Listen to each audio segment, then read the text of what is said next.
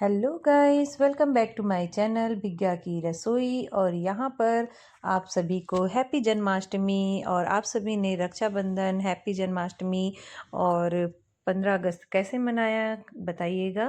तो हमने तो बहुत अच्छे से मनाया और चाहती हूँ कि आप सभी ने भी बहुत अच्छे से मनाया होगा।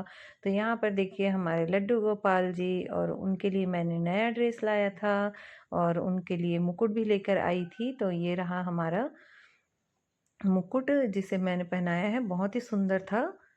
तो आप सभी जन्माष्टमी कैसे मनाएं कमेंट करके बताइएगा। और यहाँ पर मैंने भोग में चढ़ाया था मक्खन, मिश्री, दही और जो उनको प्रिय है वो सारी चीज़ें। और मैं घर पर बनाई थी खीर, पूड़ी और पनीर की सब्जी। तो कान्हा जी के लिए मैंने बनाया था और यहाँ पर हम पूजा कर रहे थे। तो पूजा करने से बहुत ही अच्छा लगता है। फास्ट तो मैं नहीं रखी थी क्योंकि मेरा तबीयत थोड़ा ठीक नहीं था, तो फास्ट मैंने रखा नहीं था। लेकिन हम लोग बहुत अच्छे से जन्माष्टमी मनाए। मन में श्रद्धा होना सबसे बड़ी बात है। और मन में अगर आपको है कि आप पूजा करें, आरती उतारें, तो आप ज़रूर करें। फास्ट रखना अपने मन की इच्छा है। तो यहाँ पर मैंने देखिए मटर पनीर बनाया था और इस बार पनीर मैंने घर पर ही बनाया।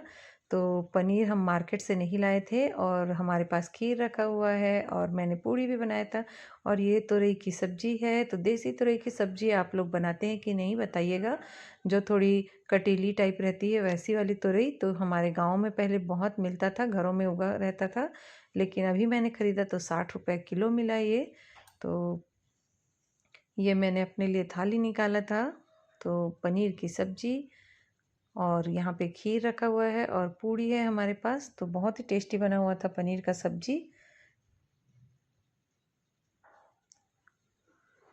और जन्माष्टमी अच्छे से सभी ने मनाया ही होगा। और यहाँ पर आज है मंडे, तो मंडे को बच्चे स्कूल जाने के लिए रेडी हो रहे हैं। तो चलिए मैं नाश्ता बना लेती हूँ।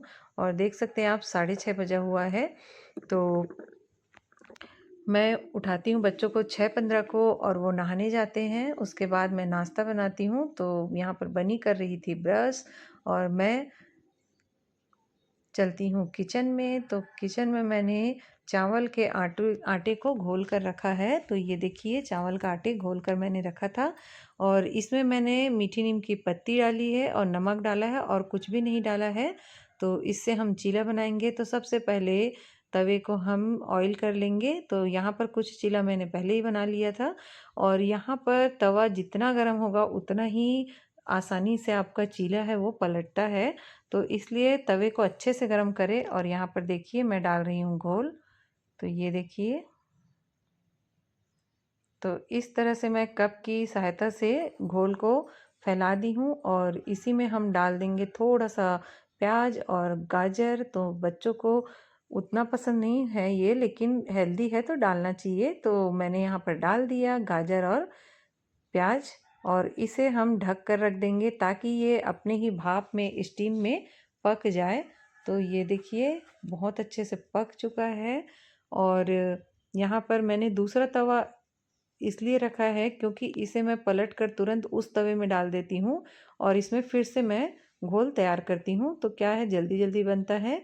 तो टिफ़िन के लिए भी बनाना था और बच्चे नाश्ता भी करने वाले थे। तो मैं तो घर में भी खिलाकर भेजती हूँ। घर से खाकर जाते हैं बच्चे, उसके बाद फिर लंच टाइम में लंच करते हैं, फिर आकर घर में खाना खाते हैं। तो यहाँ पर देखिए हमने ऑयल थोड़ा थोड़ा इसमें डाल दिया, हल्का सा ऑयल ऊपर से डाला मैंने और इसे पलट लेंगे।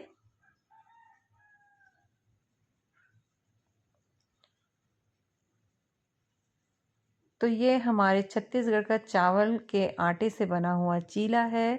तो बहुत ही फेमस है यहाँ पर छत्तीसगढ़ में। और इसमें मैंने कुछ कुछ चीज़ें एक्स्ट्रा डाली। तो यहाँ पर मैं मीठी नीम की पत्तियाँ डाल देती हूँ, तो बच्चों के लिए अच्छा होता है ये। तो मीठी नीम की पत्तियाँ डाल दी मैंने इसमें और गाजर और यहाँ पर प्याज डाल दिया और इसे यहाँ पर पलट कर मैंने रख लिया। तो इसी तवे पर मैं फिर से बनाना शुरू कर दूंगी और ये हमारा चीला बन चुका है। तो 2 तवे का यूज़ मैं इसीलिए करती हूँ कि फटाफट बनता है। तो एक मेरे पास नॉन स्टिक वाला है जो हो चुका है 10 साल पुराना और 10 साल से ज़्यादा ही हो गया होगा। और एक तवा मेरे पास लोहे का है जिसमें मैं रोटी बनाती हूँ, तो आयरन वाले तवे में इसमें से पलटकर उसमें डाल देती हूँ ताकि इसमें नॉन स्टिक है तो जल्दी से निकल जाता है, चिपकता नहीं है। तो ये देखिए हमारा घोल इस तरह से पतला होना चाहिए, इससे मोटा नहीं होना चाहिए। अगर मोटा रहेगा तो फिर आपका चीला अच्छा नहीं बनेगा और पलटने में भी आपको दिक्कत होगा। तो यहाँ पर देखिए मैंने फिर से डाल दिया और इसे हम ढककर फिर से रख देंगे। यहाँ पर मैंने प्याज और गाजर डाला और इसे हम ढक देंगे।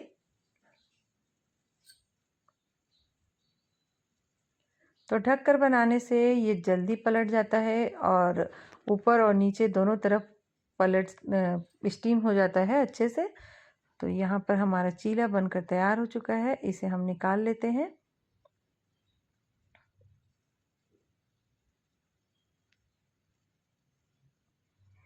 तो आप चाहे तो इस चीले में बेसन, हल्का सा सूजी ये सब डाल सकते हैं, लेकिन मैं इसमें नहीं डाली हूँ। मैंने चावल के आटे का ही बनाया है और ये बहुत ही टेस्टी लगता है और सबको बहुत पसंद है चावल आटे का चीला।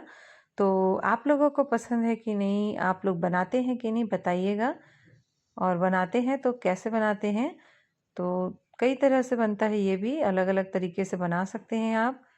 और इसी में अगर आप उड़द दाल को पीस कर डाल देते हैं तो वो डोसा बन जाएगा आपका। और यहाँ पर देखिए मैं टिफ़िन पैक कर रही हूँ हनी और बनी के लिए, और पास में रखा हुआ है मेरा ग्रीन टी।